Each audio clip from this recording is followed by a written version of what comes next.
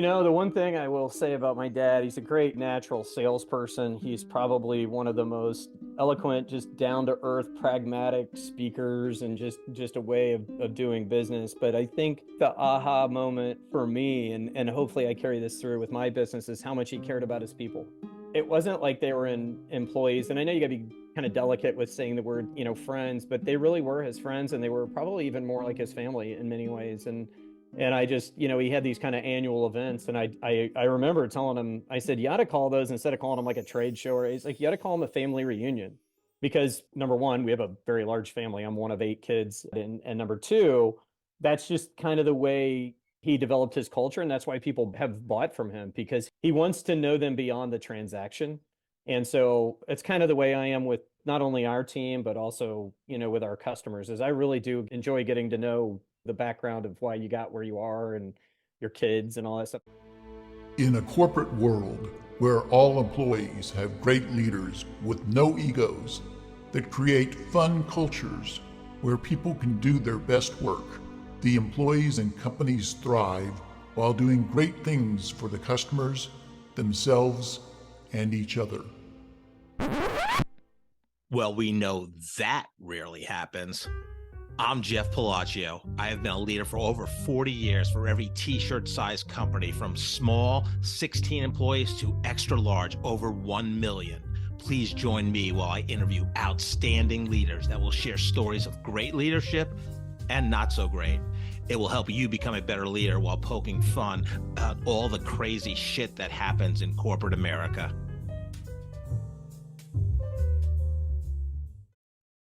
Hi, I'm Joe Deshawn, and welcome to the Corporate Couch with Jeff Palacio.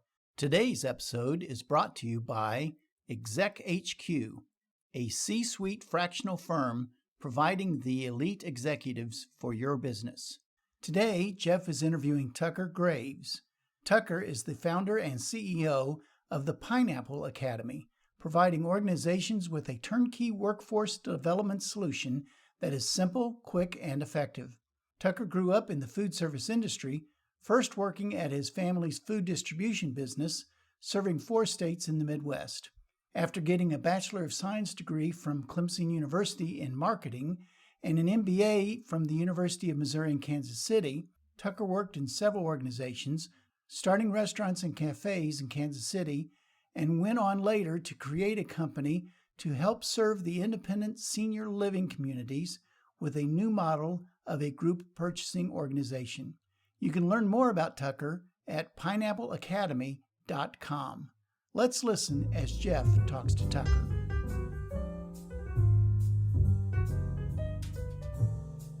Tucker, welcome to the Corporate Couch today. Hey, thank you, Jeff. Thanks for having me. Yeah, so we met at a birthday party, right?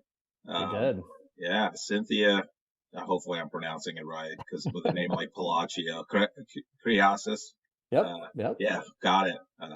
Yeah, Cynthia's great. Yeah, it was very nice to meet you. And we had a subsequent coffee meeting, and here we are doing the Corporate Couch. So that's right. Yeah, Cynthia's a great lady. Known her for years. Absolutely. She is. She definitely is. I love her energy and what she's done. And a #1 best-selling author. So there you go. There you go. and kind of a personal coach for me as well throughout my life. So, yeah. She's direct in a kind way. She's like the Velvet Hammer. Great way to put it. Yep. Well, let's start with a fun question. What was, even that people know you fairly well, Tucker, what thing would surprise them about you? I think kind of to tie it into where my life is today is how much learning and education has kind of bounced back and forth into my life, and how much I love to lead from a position of education, both in just kind of how I father as a parent, but also within my company and just my life in general. I like to be a lifelong student. I don't know if everybody really knows that about me. Yeah, no, nice. I would say the vast majority of guests I've had, which is now 80 plus, I would say they're lifelong learners is one of the key attributes of them. So you grew up about, I don't know the actual distance, 2 hours, hour and 45 minutes from Kansas City, in Jeff City, Missouri, the capital, I believe, of Missouri. That's right. And you said it Yeah, right. Jeff City, for those that know the town, and those that don't probably call it Jefferson City. that's right. But yeah, it was a great little capital in the United States for sure. And then I don't know when it went out of business, but they had one of the oldest breweries in the nation, didn't they? At one time, Capital Brewing or I don't Iron something. No, I no don't history. know. I grew up having ice cream at one of the oldest dairies there. We had Central Dairy. We used to go in, and I Okay. think throughout my life, I've had pivotal conversations over a hand scooped ice cream creation by Central Dairy. I actually grew up by the guys that owned it, both the grandson, the dad, and the grandfather. I knew them all pretty well. Well, I'm glad as a child you weren't heading to the brewery and had the No, discussions. So that's good. no, but as an adult, I would certainly be happy to meet you there. And Yes, not yes. yeah, Totally approve of that. yeah. So, what was fun for you growing up in Jeff City? What did you love doing? I grew up and it's funny, since I grew up in Jefferson City, I don't think I've lived anywhere more than 5 years. Life has just kind of bounced me around, but my favorite part was probably I had the home that never moved. I know a lot of my friends had military families or just different, corporate, jobs that pulled their parents in different directions. But I would say my favorite part is that I grew up in the same house that I graduated high school in, and to have that kind of foundation, I think it's amazing. So I have kind of some lifelong friends that I tend to run into all the time, all over the world. And yeah, it's a small enough city that you kind of know everybody, but not everybody's business, if that makes sense. Right. Uh, so my high school graduating class was pretty big. Their football program's pretty important, so they didn't want to have separate high schools. Now they do. But it was 600 or 700 kids in the graduating high school class, which for Wow. a small town is pretty big. Yeah, Yeah, that is big. Yeah. yeah. I've learned a lot about high school graduating classes, sizes. So, everything's relative. So, you know, I, my graduating class was 242, which I thought was relatively small, but I've had people on the show that I think the smallest one was like, I don't want to say 17 students in Yeah. the graduating class. So yeah, it's all relative, but yes, 700 is a lot. So, Yeah. um, yeah. So you went to Clemson, University. What took you from Jeff City to Clemson? Yeah, I grew up as a kid. I grew up in kind of the I was probably one of the first divorced families in the town. And so my mom, and she had a sister that lived out on the East Coast, and so every summer we would just pick a different destination somewhere.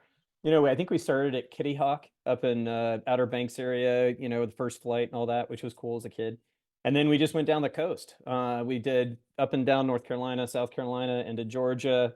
Later in life, my mom actually moved to the Charleston area for a while in South Carolina, and just I fell in love with the East Coast. And yeah, I'd love to tell you it was some like super strategic decision. But I don't remember the young lady's name who gave the tour, but she was probably, I think, from Chattanooga, Tennessee. And I remember walking away that day, and I'm like, Dad, I'm going here. And he's like, Oh, what was your favorite part about the tour? And if I could remember her name, this would be a better story. But I'm like, she was the favorite part of my tour, and Right. so I selected Clemson over a Southern accent. I have to admit, from a young lady. I So like that. And I don't think there is any strategic decisions at 18 years old by anyone, actually. that's right. That's right. But I um, don't know. I don't know if you remember, but growing up as a kid, I think it was like 1980. They were in some championship game. I think they were playing Oklahoma or somebody, and I just remember seeing this sea of orange on TV as like an 8-year old, and I always thought that was cool. And so that memory kind of stuck with me. Fast forward 10 years later for some reason, yeah, and yeah, so that's why I yeah. went to look at it in the first place. And the young lady from Chattanooga, so that was good. Um, Yeah. Now, you graduated with a BS in marketing. Was that your original major? Yeah, going into college, like so many kids today, I've got an 18-year-old who's still trying to figure out why he's a business major. I did what my dad did. I just said, I don't know what I want to be when I grow up. And so he said, I did marketing. It's kind of general. It'll give you a good basic foundation to business. I did a little bit of research. A lot of CEOs in the world have a marketing background. And I said, that seems like a good first step on the path. And so, yeah. That's kind of where I started. I stuck with it. I like numbers, and I graduated a semester early from Clemson, which allowed me to kind of do some other traveling and some things before I went on to graduate school here at UMKC. Yeah, so interesting. I'd like to ask guests who have their MBA. So you literally graduated Clemson, graduated early, so you did take a little gap period. But it's not really a gap. You graduated early. You deserve to do whatever you did. But what was your thought process to go immediately to get your MBA at University of Missouri, Kansas City? Well, again, I'd love to tell you strategy, but it was 100% not wanting to go back to the real world yet, and so I kind of wanted to stay with the student lifestyle just a little bit longer. And so when I graduated from Clemson, I went out to Colorado and kind of did the ski bum lifestyle for a semester, and then saved up some money, and then traveled around Europe for a summer with a buddy. And then it was like, okay, what next? And I didn't want to go back to having a serious job yet. And so the long-term vision was to create a restaurant concept in Kansas City with one of my peers who traveled with me around, and he was going to go from the aspect because he really hadn't been in the food service hospitality industry, so he was going to go get real world experience where I kind of grew up with that, with my dad's company and my grandfather's company. But yeah, so I wanted to dive into UMKC. I think not only for the education but for the networking opportunity with, and I still have friends today. Some of my best friends came out of that block school, and I think the thing that was really fun about UMKC at the time is they were just kind of bringing around their entrepreneur program. I believe the professor's name was Joseph Singer, I believe was his name. He was just an amazing guy. And so when I got my master's with the marketing degree kind of focus in the background, I really doubled down on the entrepreneur classes. So I technically probably could have had an MBA in either of, marketing or entrepreneurs. I just picked marketing. Right.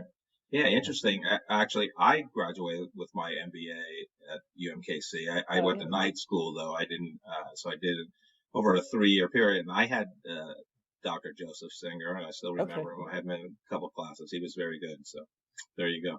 Yeah. Um, Great guy. yeah.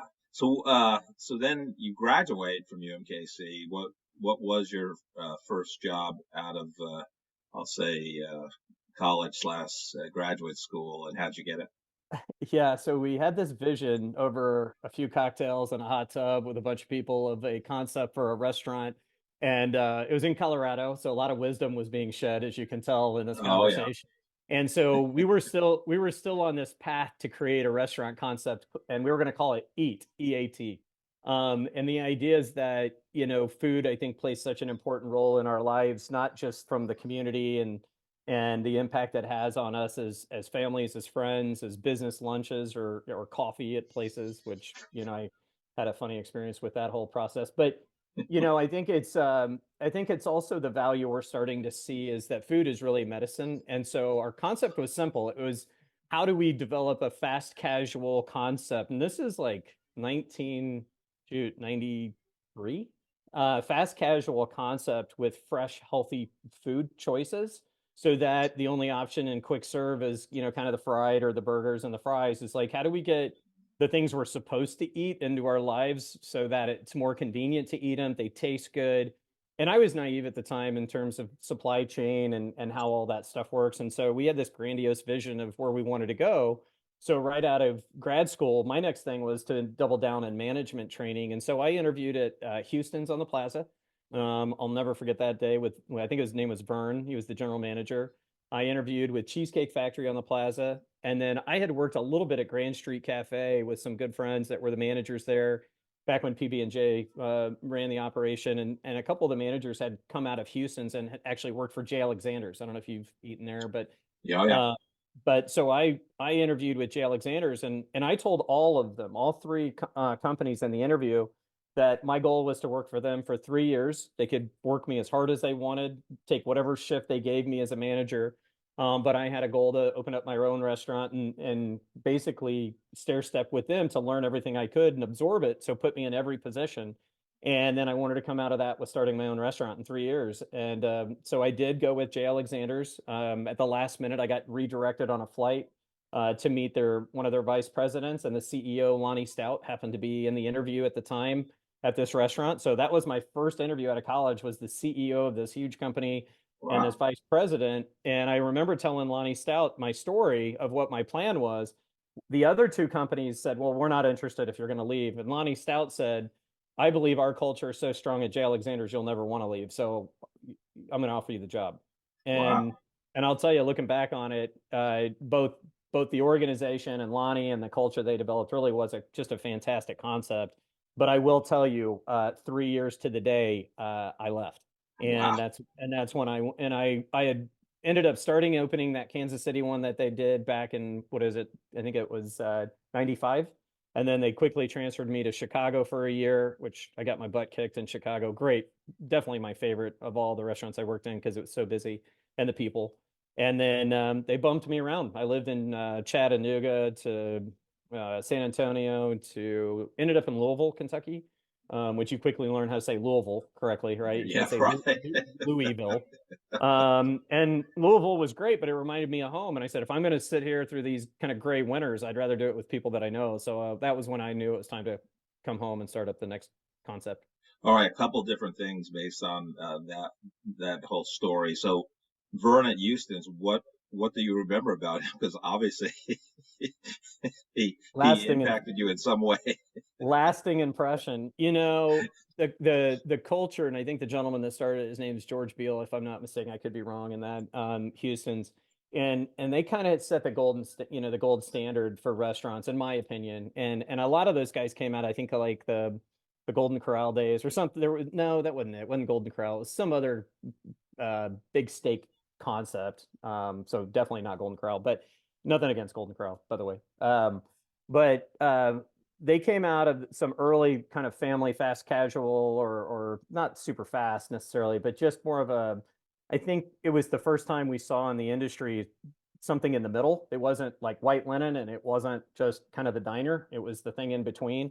And Houston's did an amazing job of setting, in my opinion, setting the standard for food quality, consistency, service. Like for the price point, it was amazing. And I still believe that they did an amazing job today.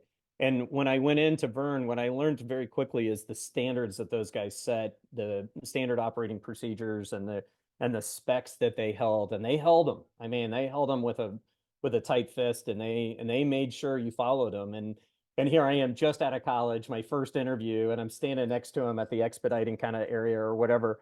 And I mean, he lays into this guy for something not being correct, whether it was, I don't remember if it was the salad dressing was the wrong consistency or whatever, but I mean, he laid into this guy and I was like, holy cow. I mean, almost like, I'm in basic training kind of getting up in this guy's business. And Right. I remember going home and telling my buddies, and I'm like, there's a reason they hold standards. I'm like, these guys are like coming Right. out of the military, which I didn't have any experience in either. And it was a culture that shocked me. I wasn't used to it. And J. Alexander's was kind of the opposite of that. They still had very strict standards, very strict operating procedures, but they just set it in a different light and kind of a different way that they did it. And it just, for me, it was an easy choice. Yeah, interesting. Um, so J. Alexander's, two things. One, love their martinis because you get the sidecar. Yeah. It keeps it cold in a little like test tube, not test tube, but a little like micro whatever that you got in chemistry class. So yeah, that I love that. So you're 24, 25-ish at this time. You're interviewing with the CEO of J. Alexander's. Like, how did you prepare for that at such a young age? Well, what's funny is I didn't know I was interviewing him. So here I am on my way to go meet this vice president, and I'm flying. I don't know. I get to the airport, I get this call, and they're like, "By the way, we're redirecting you. You're flying to Columbus," and it just happened to be the weekend for the Michigan Ohio State game. So when I landed at J. Alexander's, I think it was a Friday. I mean, this town is on fire with Oh people yeah. and activity. It's like crazy. And of course, the Clemson Ohio State thing. It's pretty tough for me to fly into Columbus for during their games. But anyway, Right. so yeah, so he didn't really tell me. He's like, hey, I've had to switch. I'm meeting the CEO at this restaurant. We're gonna meet in person. I'll just have you come and meet me there. So I'm like, okay, here I go. And to your point, I was probably 23, and I show up and I meet the gentleman. He's like, actually, the CEO is gonna sit in, and I'm like, okay.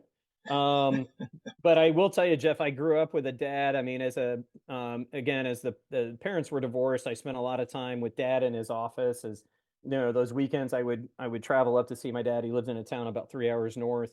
And I spent a large majority of my childhood with my dad just sitting in his office and just, we didn't have the phones, we didn't have the games and stuff. So I literally did actually like tune into what was going on and absorbed a lot of that kind of that speak and that and kind of the way my dad's approach was as the CEO and owner of his company. And so I've never felt uncomfortable in a room with CEOs or any top to top conversations, even at 23. To me, they're just another person. We're all trying to do what we do. And so nerves didn't really play a role for me, even at 23. Yeah, it's very interesting. It took me a long time to learn that lesson that they, as the saying goes, put their pants on or their pantsuit on one leg at a time like everybody else. So there's some Yeah. other euphemisms there too, but I'll refrain from those. 3 years, 6 days. Did you have something already planned, or did you just your 3 years was up and you said I'm keeping to my word? Yeah, no, I'm a planner for sure. So in when I was with Dr. Singer, we worked with the SBA quite a bit in the process of doing our fun kind of entrepreneurial things. And part of one of our class projects was working with small businesses with the SBA and the different programs they had. And so I was pretty tapped into the SBA requirements. And I knew when I started my first company, I was going to access some of the SBA microloans at the time, the one pagers you could kind of fill out. So I kind of knew the answers to the test before I went into work, and I knew they looked for work experience. I knew I needed to have a little bit of equity. So the very first thing I did when I got my first job is I bought a car, and just as quickly as I could, I paid it off. So when I stepped out of J. Alexander's, I had already traveled the country with my dad. We had been to different delis and different things around the country, from New York to Phoenix, Arizona, to just different places. And what I really wanted was something kind of like that neighborhood market feel. And I wanted to put it in downtown Kansas City in the River Market. And so I knew I wanted a mixture of food and both just off the shelf ready to use like a little market would have, but also with the deli because that's where the profit is. A little bit more labor intensive. But and I knew the SBA would not give me a loan for a restaurant, but they would give me a loan if it included some kind of retail/grocery element. So I remember, and we were really never probably the first downtown grocery store, but that's kind of the way we kind of pitched it. Because if you kind of recall back in the early 2000s, there wasn't anything like Right. that around. And I remember with another gentleman's help, after I opened up the store, I wanted to have wine. And because I wanted the great bread from, I think it was farm to market or whatever at the time. And then found a little baker. Do you remember Le Bon Boucher or whatever the name of that place was down on the plaza Oh further? yeah, yeah, yeah, yeah, yeah. Yeah, I met one of their kind of head bakers. He opened up a little place, and so I brought his French bread and croissants and just palmiers and amazing things in. Then we incorporated the wine. We had to actually change the law because the law at the time was restricted on how you could sell wine in that area and so many retailers. So I was actually part of the process to change the law to free that up. That was an interesting process.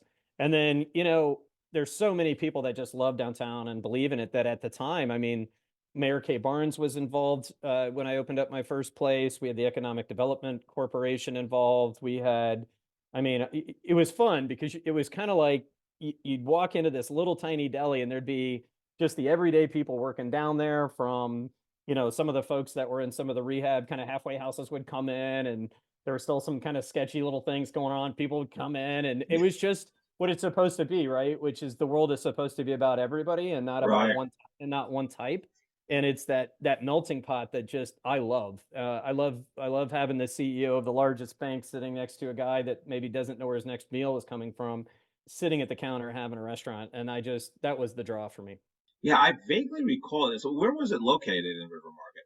Yeah, it was on Main Street. So Okay. my buddy that went and got his work experience, his name is Eric Peterson. He opened up Delaware Market Cafe, and it was down there forever. And I think it's what farm to table or farmhouse or Yeah, something like that. farmhouse, I think. Farmhouse, yeah, Yeah, which good food by the way.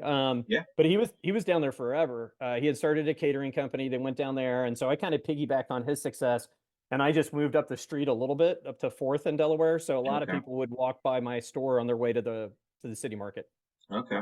Interesting. So what? I mean, you're 26-ish at this point, starting this, business. Like, what was your like biggest surprise? I mean, obviously your life lessons, business lessons from your dad and all that, and MBA obviously helps. But when you're, it's like Mike Tyson. Everybody has a strategy till they get punched in the mouth, right? So, what was your punch in the mouth type event that happened?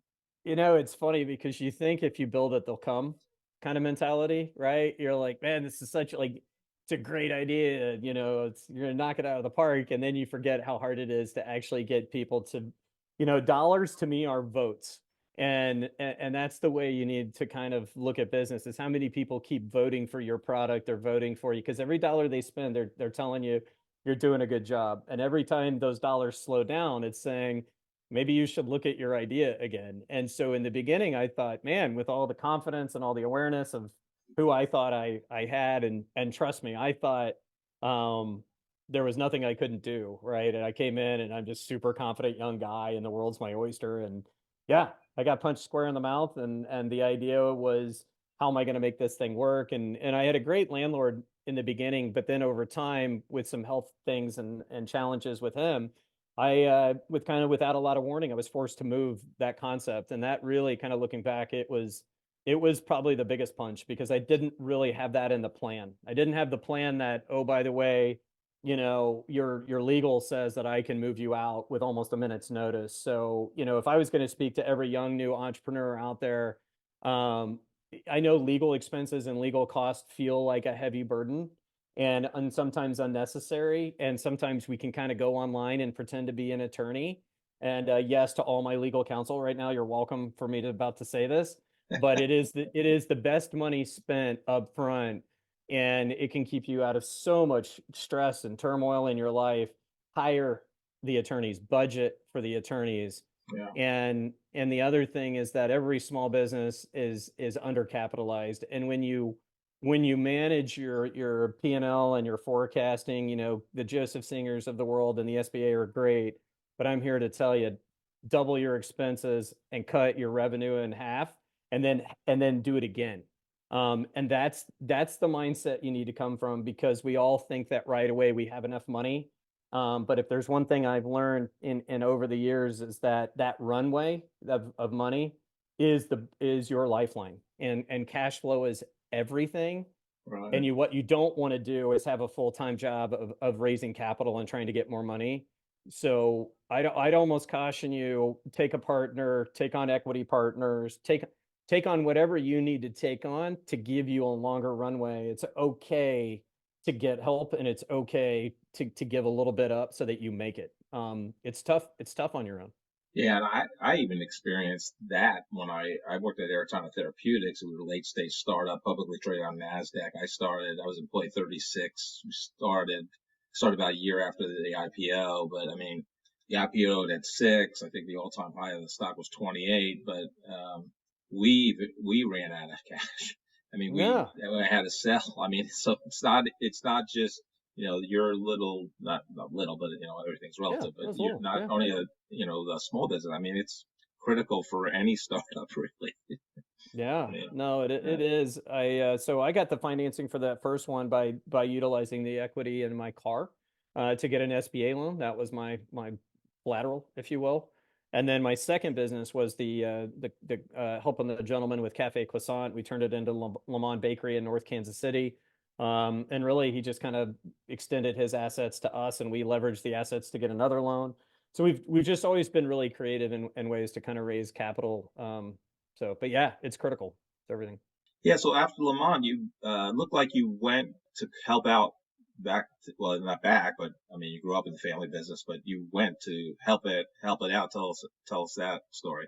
Yeah, I had actually opened up another Garrett's and moved it down into the River Market on Second Street. It was much bigger. It was like 6 times bigger because we had to move. It was last second. The overhead was incredible, but again, the city was behind us. It was a gravel road back then, Second and Main. That space actually sat empty for 20 years before another. I think it was a microbrewery just recently, in the last couple of years, took it over. It's kind of its own tomb, the old Garrett's Corner Market. And really, what stemmed the transition is my brother that had gone back to help my dad's company in food distribution. out of the blue, he and his wife decided to become Episcopalian priests. And if you know my brother, that is not what you thought he would do or become. And so it was kind of like a shock to the system. And so at the time, he had developed a kind of a unique niche in my dad's company of selling to senior living. And he said, "Look, I know you got these restaurants, I got all this stuff going on, but it's it's a good sized company, and the family probably could use your help. There's an opportunity." And so I did. I went back and worked with my dad, and with the hopes of maybe one day, could I acquire the company. And I approached he and his wife at the time, and it was probably after about 5 years of being with them, and they weren't quite ready to sell. And I'm an entrepreneur like my dad, and so that kind of led to the next idea. And I had met a couple of people along my path, and we put together an idea, the typical napkin. We met at the Delta Lounge in Atlanta, and over a Bev Nap, we created my next company. And it was really all about purchasing and senior living and consolidating spend. And so quickly in a couple of years, we went from zero to over 150 million in contracted spend, and just basically connected all these independent food distributors around these specific contracts for senior living. Yeah, so interesting. I mean, and people say, and don't work with family members, or own a business with them, or be in business with them. But what was kind of the big aha? I know you spent a lot of time with your dad while he conducted his business and running his company. But any ahas working for your dad? Like, oh wow, I didn't know this about him. The one thing I will say about my dad, he's a great natural salesperson. He's probably one of the most eloquent, just down to earth, pragmatic speakers, and just a way of doing business. But I think the aha moment for me, and hopefully I carry this through with my business, is how much he cared about his people. It wasn't like they were in employees, and I know you got to be kind of delicate with saying the word, friends, but they really were his friends, and they were probably even more like his family in many ways. And I just, he had these kind of annual events, and I remember telling him, I said, you ought to call those, instead of calling them like a trade show, or he's like, you ought to call them a family reunion, because number one, we have a very large family. I'm one of 8 kids for my dad, and number two, that's just kind of the way he developed his culture, and that's why people have bought from him, because he wants to know them beyond the transaction. And so it's kind of the way I am with not only our team, but also with our customers, is I really do enjoy getting to know the background of why you got where you are, and your kids and all that stuff. I was just with a client in California last week, and we got introduced. He's a client, but my sales guy is talking to his sales guy, so I don't know this CEO or president from anybody, and I got introduced through another CEO to this one. And so we're sitting down at lunch, and it's kind of an awkward, hey, how are you, nice to meet you, now what. And but anyway, by the time we got finished talking about where he lives and what he loves and all that, it was interesting how much we had in common, because his kids went to Clemson, and he can't wait to go back to Clemson.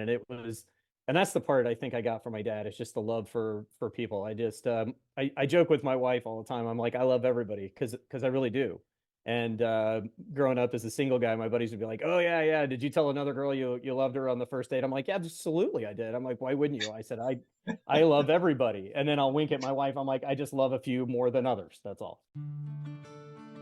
Today's podcast is brought to you by Exec HQ, a C-suite fractional firm providing elite executives for your business. If you're having challenges taking your business to the next level, if you want to augment your leadership team, or prepare your company for increased growth, profitability, and an eventual successful exit, we have seasoned executives from every C-suite position, ensuring a perfect fit for your needs and the dynamics of your industry. You will work with senior leaders who like to roll up their sleeves while checking their egos at the door. They can help your business in specific services such as strategic planning, executive leadership coaching, financial management, corporate governance, marketing, sales management, and many other advisory solutions vital to your business success. That's exechq.com. To learn more, go to exechq.com or email Jeff Palacio at jeff.palacio@exechq.com. So you kind of get out of the food business though and start this purchasing, Yeah. procurement. So tell us about that transition. So it was still in food because the contracts were food based. So it allowed kind of a natural, at least to me, I didn't even know it was happening, is we kind of shifted into this tech role. And so I actually found my CTO today of my company, believe it or not, through, what's that thing on the newspapers online where you buy stuff before like Facebook Marketplace? Oh, Craigslist. Craigslist. Yeah. So believe it or not, my CTO and I met on Craigslist. So I guess it's the dating app for technology, help back in the day. And a friend of a friend, and we connected. And Scott and I have been through 3 companies now, and so he helped me in that company, and that's kind of where I got my taste for software development and technology and everything that Scott knows. I don't pretend to know. But yeah, and so the company turned into kind of a procurement company, but even more so, probably a technology company. Because Jeff, what I keep finding over and over is that I think technology gets over engineered, and I think we get caught up in the features and the need to create more and more and more. And that's why I'm a huge believer in the Apple products, because of the simplicity of the design. And it's always been kind of the running joke, that it's so much harder to create something that's simple than something that's complex. Right. And so for me, when I met Scott and we had these kind of conversations, we weren't really coming out with necessarily anything new. We were just trying to deliver experience that felt more personal and more like people would be able to consume. Yeah, that's phenomenal. And you had a long run there, it seemed. Based on your LinkedIn, it was like a 9-year run, give or take. Yeah. So what it was is actually 7 years of me owning and operating it. I sold it in the 8th year, and then I helped them out. That last kind of transition period for me, and so I sold it to a company out of Iowa, another great company called VGM. I think they're like the second or third largest employer in Iowa, and then of course I think they bundled it and sold it a few years later or whatever. But yeah, no, it was great. I probably, looking back on my life, how much I learned and how much I got exposed to. When I worked with my first organization, I was really kind of focused in Kansas City with the delis and the markets, and expanded in Kansas City. When I went to work for my dad, it's a regional supplier, so I grew my reach and my network to the surrounding states. And then when I opened the next company and I was working with food distributors all over the country, now all of a sudden I'm in every state, all states, sitting in the room with CEOs and things I hadn't been exposed to, because I came in as some kind of expert in procurement. And I will tell you, the first couple of years, I was no expert. I was just honest. And I just said, look, I got a bunch of contracts and you're buying a bunch of this stuff. And I think I can save you money. Let's figure it out together. And that just kind of works. I think when people think you just tell them what you know, and you tell them what you don't know, and they're comfortable with moving forward. And it's just a philosophy I've always embraced of, I'm quick to tell you what I don't know. I don't want to pretend that I know something I don't.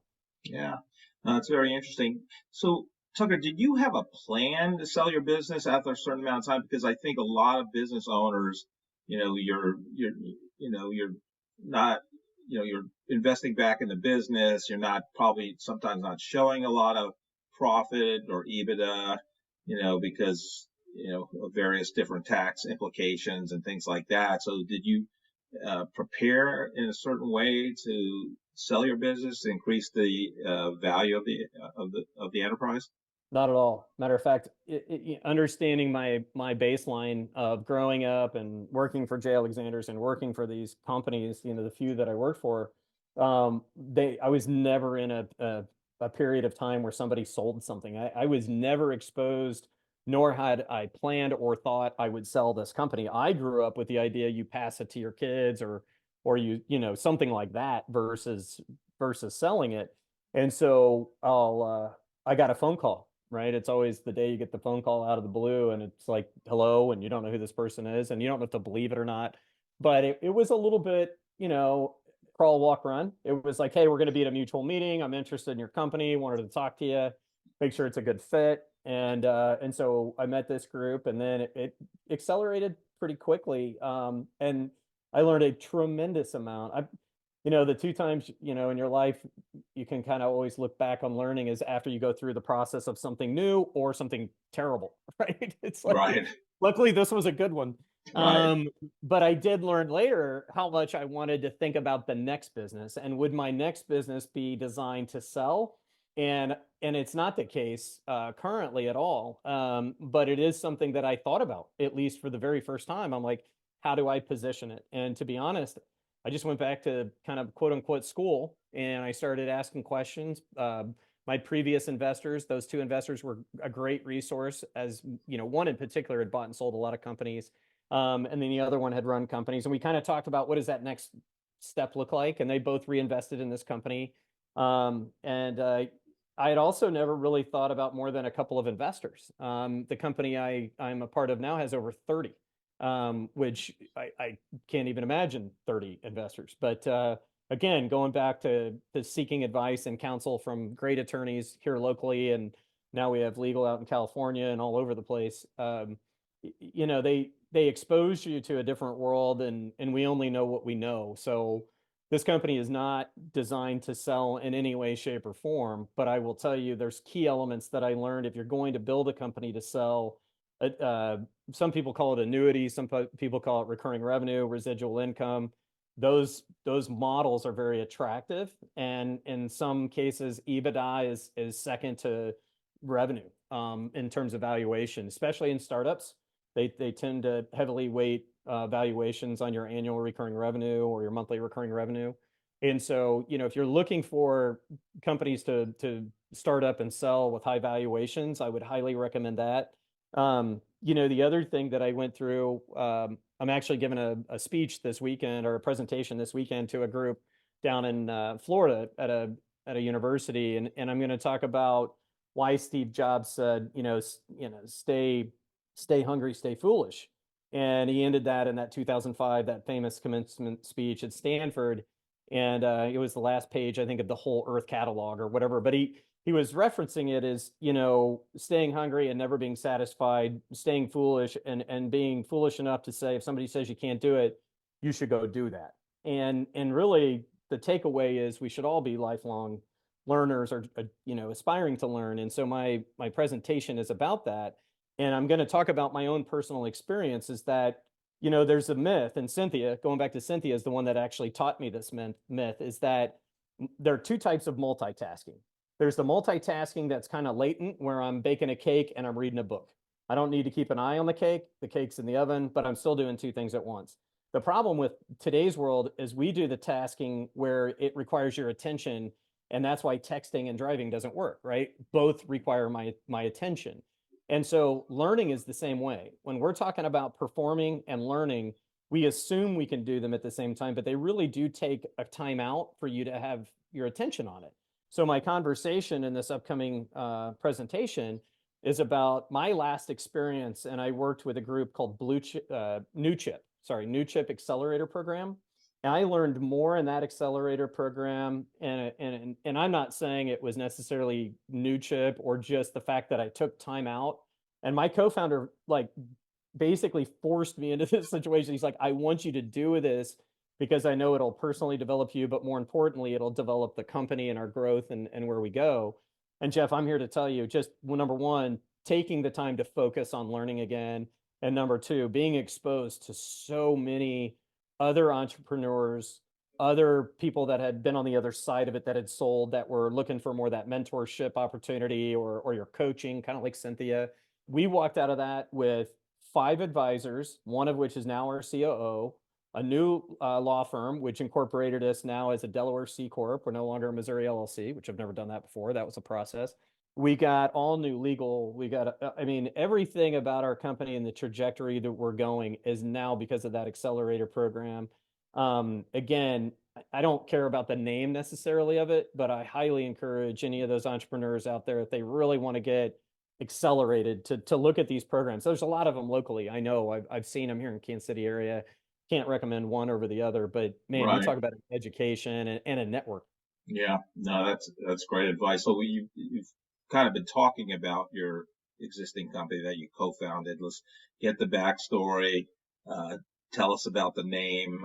We had an interesting conversation about that over coffee. But yeah, bring us up to date, because you now have come as a lifelong learner. You're teaching others how to learn and improve in the workforce.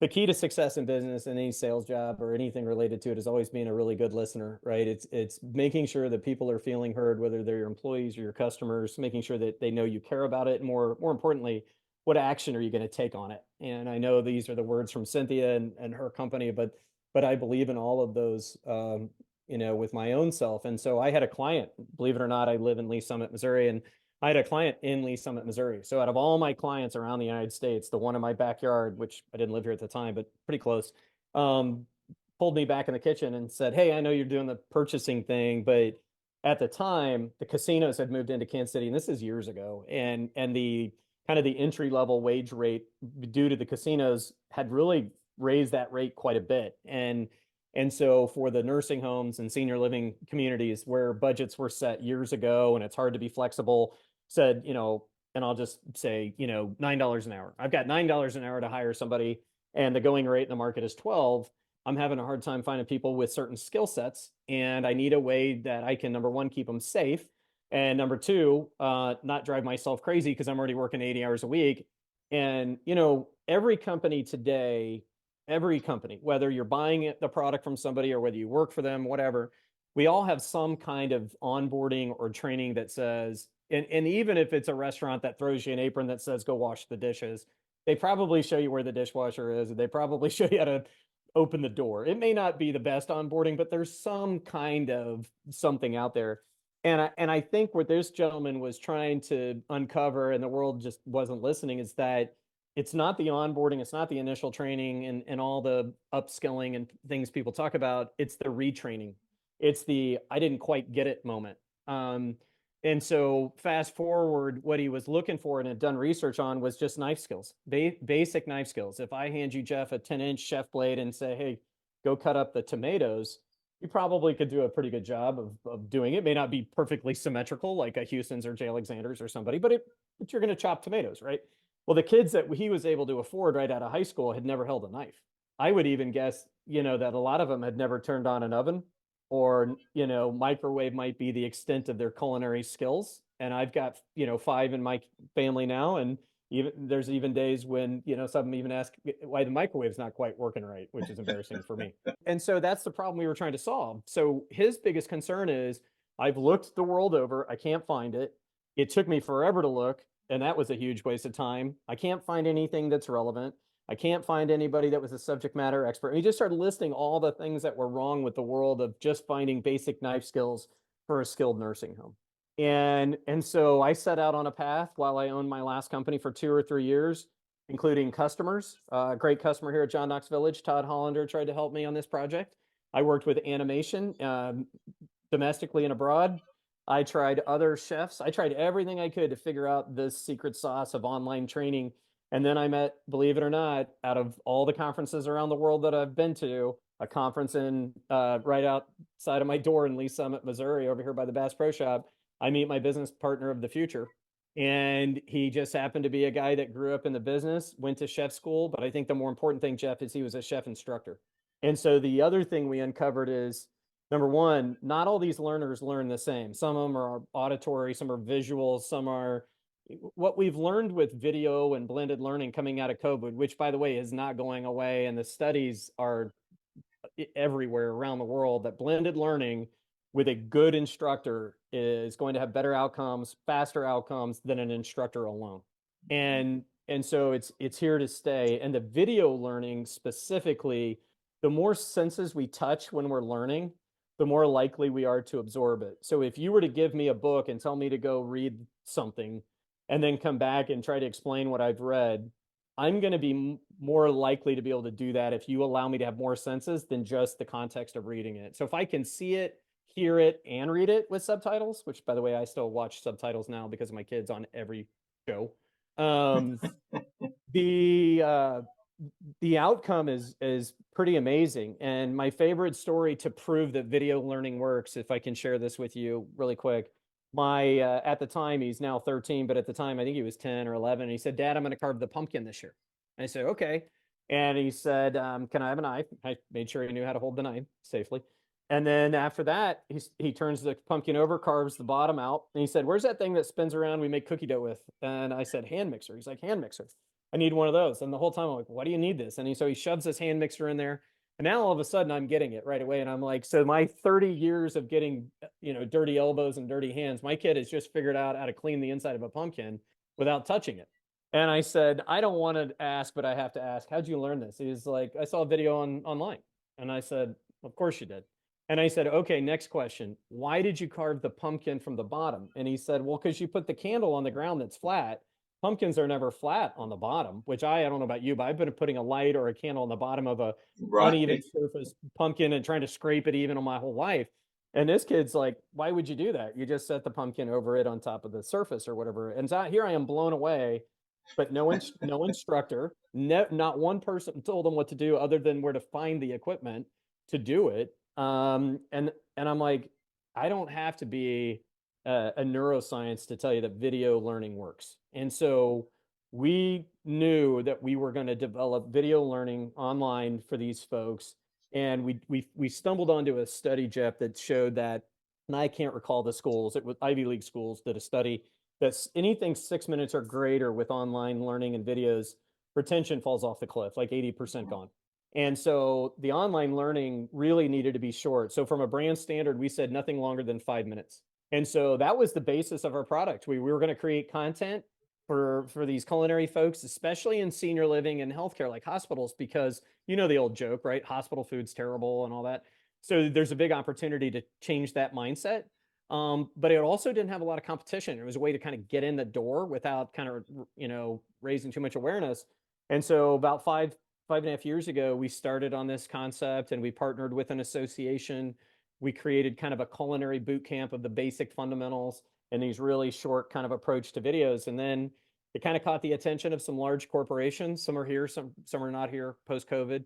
And we doubled down during COVID and just started producing content like crazy. Today, we have over 50 hours of content delivered in 3-minute or less videos. And so, yeah, that was kind of the basis of the company, was to be content. But I think, to answer your question, the fun part about this is Pineapple Academy is the name. And if you're familiar with pineapples, there's a long history of the discovery of pineapples, go back to, I think, like Columbus with a lot of other things. And then taking it back to Europe and then kind of celebrating these with pineapple watch parties. And then people would put them out on their front porch as loved ones would sail back to the Americas and hopes, to a safe travel home. And well, what they became known for is hospitality. And in Charleston, South Carolina, or any of that, where anywhere in the South, if you go back to kind of my roots at Clemson, that pineapple's at every front door welcoming you into the home.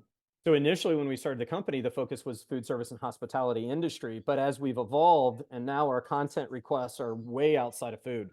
We just picked up our first diagnostic, like blood, type stuff. And it has nothing to do with what we do. But the way in which we teach and the way we distribute our content and the accessibility really has come from the lens of listening and hearing what's not working in today's world. And so we shifted a little bit from the origin of the meaning of the company, which would have been focused on hospitality as a maybe a vertical, to hospitality as a strategic for the company to think like. And we've all heard of things like person-centered care in healthcare, of focusing on that individual's needs. And if I met a young lady who one day said, if you ever want to do a TED talk, I'd love to help you. And she had done a TED talk and talks about hospitality, and she defined it as anticipating the needs of the individual. And I love that statement because it is, in my heart, what hospitality is about, right? It's about this lens of, I'm not looking at myself, I'm looking outward at you. I'm listening to you, I'm seeing you for you, and I'm going to respond to you as an individual. And I'm not going to put you on a conveyor belt and treat you like everybody else. And I think in learning that we've failed in that. We've conveyor belt, or we've kind of done the Model T in education. I think we've seen radical changes since COVID with education, especially in K through 12 and college and universities. I think corporations are now looking at developing their own academies and changing, not only educating their customers to be successful with their products, their employees, their industry, their partners. That I think education over the next probably 5 to 10 years, we're going to see a rapid change in the way we deliver it, the content that's available. I met recently with kind of a new hometown hero of a group, and I was kind of pitching the idea of what we were doing. And this restaurant group is a really forward thinker. And they said, if we could be positioned even if it's not about what they need to do the job, but maybe their next job, and we help them do that, the benefit and the return to us is going to be a lifelong customer. Their kids may work here. They'll tell their friends. It doesn't have to be transactional. It just has to be Right. about helping everybody get to where they want to be. Yeah, no, I think that's phenomenal. Kind of what is your biggest challenge right now in the business? Yeah, our biggest challenge right now as a company is we shifted from being a content creator to being a technology company in the last few years. And so right now what we're undergoing, and this is tough for us, is just this transformation of who we're known for. Because we had this ready to use kind of content library to now we're going to a platform that allows users to generate their own content, and now they can kind of pick and pull from either our library or their own content. And by the nature of it, that sounds great, right? You're like, oh, great, I can create my own content. It sounds like a good idea. And when you're doing it yourself for TikTok or Facebook or whatever, not a big deal, right? I mean, we just produce it and churn it out by the second. When a corporation does it, go back to legal. The first thing they have to do is make sure legally it's what they want to put out there. Because Yeah. once it's out there, it's out there. And there's risk and there's liability and there's things about that, inherently with the people in the video, the content of the video. And so for us, it's this next phase of our product life cycles, the biggest challenge for us. And just like any company, we've had some really great growth year after year after year. And keeping the culture of our organization in a place where people want to work is probably our number one priority in making sure that we're a company that people want to work for. I don't want transactional relationships. I go back to my dad. I want to know these people. I want to know their families. I want to make sure that just like we would in learning, we want to treat them as individuals in this entity as it grows, and make sure that we put the processes in place so that our people always come first, Jeff. Always. Yeah, no, I love that. And, culture, I'm obsessed with great cultures, company cultures. And I think it is hard. I mean, as you scale and, it's easy to have easier, I should say, to have a great culture when you're, 20 people sitting around. But, when you start getting to, 100, 150, 200, I don't know what your growth goals are, but what are your ideas around that, and how to keep the culture as you scale? Have you ever seen that? What's that show? The guy does people, product, process, right? He always names those three things to Yeah, yeah, Marcus Lemonis or whatever. yeah, And I kind of focus on process a lot of times when things are either broken or as you're scaling. I think process is where you have to invest in it. Number one, what it does is it removes emotions. I do it in my own life. If I've got, things I need to work with my kids, I go back to the process of what went wrong, what went right, how do I improve the process for next time. So it's just constantly being open to feedback and learning from the processes. And so I think for us to scale, we've got to have the right people to manage the right processes. We just brought in a new COO. He's out of Silicon Valley. I met him through this accelerator program. And that's really his role for us as a company. I would say probably one of his number one core objectives is to get us the processes in place, get us the people, the roadmap, not just to the product, but the roadmap to the people to support the product. And what does that look like? Where do we get them from? We want a huge diversity of people with all kinds of knowledge and backgrounds and exposure in life, that it's not just sales and support and developing a product. There's got to be some of that kind of the grayness in the middle that not all corporations, I think, see the value in. And I don't even know what that is, but I do know there's a people element that has to be invested in. And I think we're starting to see it in corporations, like titles like chief people officer. I don't remember that title 10, 20 years ago. And now yeah, every corporation I talk to has got a new chief people or chief yeah. experience or Vice these things. president of culture.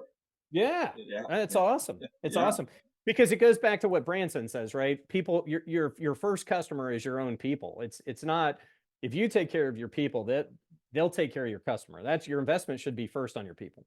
right. Yeah, totally. Um, AI is a big topic in every industry, every business, and our personal lives.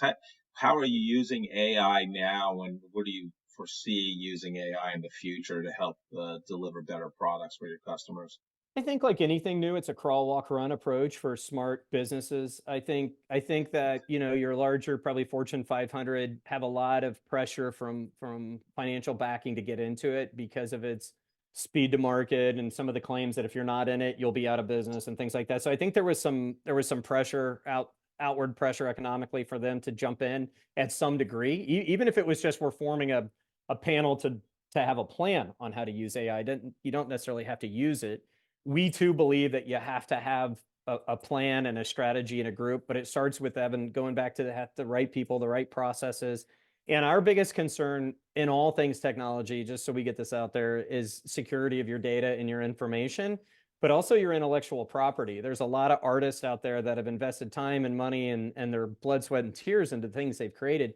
And I can tell you, I'll be the first one to tell you what I don't know. And I don't know enough about AI. And so we're going to have to invest, and we already have. We are actually going to move forward with the AI with our company slowly, kind of behind the scenes, starting in May. It's going to be more of an internal tool for us for customer support, sales enablement. Think about a more personal, interactive FAQ, right? Like, what is Pineapple? How hard is it to implement? What does it cost? Like, we want that to make it more conversational and reduce search time, because we love speed and efficiency of things. And especially if there's duplication, we want to automate it. And so we're gonna kind of crawl into that space. I think our long-term vision, my goal for our content library, I just put it out this week in an interview with a local paper, is we want 1 million videos in 3 years in our platform. We really want to become the YouTube for corporations and their learning. In order to do that without replicating the same kind of, it took me forever to find it, it's not relevant, I want to learn from that very first person that told me why he needed us, and make sure that AI helps drive relevant information to them quickly. There's an element of machine learning that we already have in place that says, someone like you bought this, or you've probably seen it on retail, right? I bought the shoes and the belt and the pants, but I didn't buy a shirt and socks. So it tells me, hey, you may want to look at these. We'll do a little bit of that kind of naturally. Sure. But I think the biggest investment for us is the curation of content, the search of content. And unfortunately for us, we can't outsource that, because we're hosting content that we have to have sit on ours. So our AI, I think, to kind of wrap it up for you, will always be in our space and not pulling from outsiders, because I just have that concern initially anyway of protecting everybody's IP and also keeping our information very safe and secure. I think that's a great strategy. I'd love to help two different groups of people with great leadership advice from people like yourself. The first group is that recent college graduate, as they're starting to embark on their professional career and get their first job post-college. What advice would you have for them as they're doing that?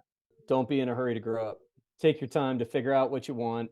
And sometimes we don't even know what we want. Have a goal, whatever that goal is. It can be as small as you want it to be. Jeff, I'm an avid believer in climbing and hiking mountains. And the reason I am is because there's one direction to go, and that's up. And I think for a lot of kids, they get lost and they don't have that direction or that goal. So find a goal. Whatever the goal is, set a goal. Even if it's in 1 year from now, I'm going to pick a job. Doesn't have to be the great job. Doesn't have to be the perfect job. But in 1 year, I'm going to have a job.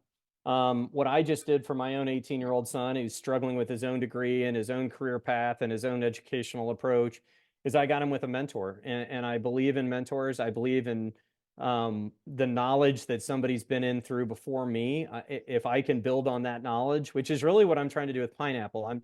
I'm trying not to make the graveyard the biggest collection of knowledge. I'm trying to make sure that the knowledge that we have in this world sticks and that we build on it. And so that if you can find a mentor and build on that mentor's step, do it, because it'll just make your life so much more, frictionless and efficient and all these kind of words we use in business. But the reality is just going to make your life easier. And I think that I was in a hurry to get going. Maybe that's not the case for the kids today. I don't know. But it's okay to take your time and take that crawl, walk, run approach. Yeah, no, I think that's great advice. And you don't have to have people reporting to you to be a leader, but when you do get that promotion and now are responsible for a team of people, so on the org chart, you're a manager or a group manager, whatever the title is. What advice would you have for them as they begin, they are responsible now, leading other people and caring for other people and setting strategies? Yeah, I love Simon Sinek. I know everybody in the world likes that gentleman. He does a great job kind of philosophically talking about why leaders eat last, and that whole thing is. I was listening to somebody today. Remember Harley Race, remember the wrestler? Oh, yeah. Yeah. So Oh, yeah. Justin was on the radio this morning with Johnny Dare, and they were talking about his dad, and they were kind of talking about this idea of being grateful for the audience and grateful for the people watching his dad. And his dad said, every time somebody wants your time, give them the 5 minutes because those people put food on your table. They sent you to college. Everything you had is from those people. And I think what leaders often forget is the reason they're leaders is they're there to serve. Those people don't serve them. You got to flip this philosophical approach of now I'm the leader and you guys can do things for me. It's actually harder to be a leader. Good leaders serve those around them and they do everything to make them survive. And I think Sinek even took it back to like caveman days, right? The leaders were the ones that kept the tribe safe. They were the alpha, male, female, whatever combination. I don't care. They were the ones that were the strongest and the fastest and whatever. And so this idea that it is their duty to protect and serve those people. And we can't forget that. And I think Simon said it, not me, that there's been times in the United States in the world's past where the leaders had a chance to step up and kind of own this I serve you mentality and I'm grateful for you. And they found ways to kind of save themselves. And it just gave us all kind of lack of trust. I think we saw it in 2007, 2008 in the banking industry. And I don't care about the individuals. I just say in general, there was a feeling of lack of trust in the industry. And I think it was Simon that was talking about those days. And it's saying, it is your duty to serve them. And so as a young leader, just remember the perspective of always being grateful and making sure you serve them, not the other way around. Yeah. Yeah. They call it servant leadership for a reason. So yeah. Tucker, I love talking to you today. I'm excited where Pineapple Academy goes. And I want to just say thank you for being on the Corporate Couch today. Yeah. Thanks, Jeff. Appreciate the time. Love talking to Tucker. We had met maybe about a month before we recorded at a birthday party for a mutual friend. But here's a guy that, he actually had a career strategy, which is rare. Well, and I'll talk about that in a second. But like most 18-year-olds, has no idea, what school to pick, what major. Now, one, he did have the major picked, so he's one of the few guests that is, entry into the university with a major ended with the same major. But he went on a tour of the school as he's, visiting different schools. And he was at Clemson University, and his tour guide was probably a sophomore, junior, senior, attractive young lady from I believe Chattanooga, from Chattanooga, Tennessee. Yeah, Tennessee, with a great accent, and that's why he chose Clemson. I love it. But here's the greatest thing I thought was, besides he's a serial entrepreneur, but I mean, so he graduates from Clemson in 4 years with a marketing degree, decides to go to UMKC, University of Missouri, Kansas City, to get an MBA in marketing. And him and his friends have this restaurant concept. And so his job out of grad school, so his first professional job per se, is with J. Alexander's. And he interviewed with Houston's and a couple other, firms, franchises. And he basically tells everybody, hey, I'll be out of here in 3 years because I'm going to start my own restaurant. And Houston's didn't like it. The guy who was the senior VP at Houston's was basically a hard ass, and but Jay Alexander's embraced it. He actually interviewed with the CEO, and that's the other thing I loved about him. I go, what? You're 24, you're interviewing with the CEO of a big company. He goes, how'd that go? And were you afraid? He goes, nah. He goes, I learned from my father. Everybody puts their pants on or, clothes on the same way as everybody else.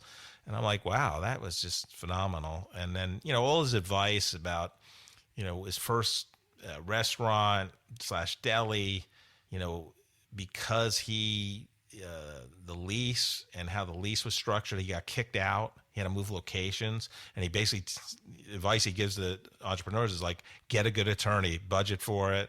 They will pay for themselves. Yes, they will pay for themselves. And the other thing I thought was great, he goes, whatever you're thinking of forecast wise, he said, double your expenses and half your revenue. and then do it again. And then that's how you go about your forecast and your budgeting. So I just say it's just great, and I just love all the companies he's in, and his current company, Pineapple Academy, and it's basically the YouTube of e-learning for a lot of different industries. So what did you get out of the conversation with Tucker? I thought all of that was great. The interesting thing was that he is the definition of a serial entrepreneur, because what he did is every time that he had a business and then he had to take it down for whatever reason, which most of the time was not reasons that was his fault, he had another one in his back pocket ready to go, and then another one, and then another one, and another one. And working with Pineapple right now is, not in the restaurant business, but it's something that he figured out how to do, and I thought that was great. And how can you get by without talking about Handsome Harley Race? And I have so many memories of watching Harley Race on television. Professional wrestler, for those who do not know who Harley Race is. Professional wrestler, and he's a reference to that somewhere. Handsome Harley Race. Handsome Harley Race from the Kansas City, St. Joseph area. So I just got a lot of respect for somebody that's definitely a serial entrepreneur. It was an exciting interview. Yeah. What leadership advice would you give to our great audience today, Jim? The leadership advice today comes from the great philosopher Yogi Berra, who one time when he was talking about jazz music, he said, that's when the note that you should hear now happens either before or after you hear it. Because in jazz, you don't hear notes when they happen, because that would be some other kind of music.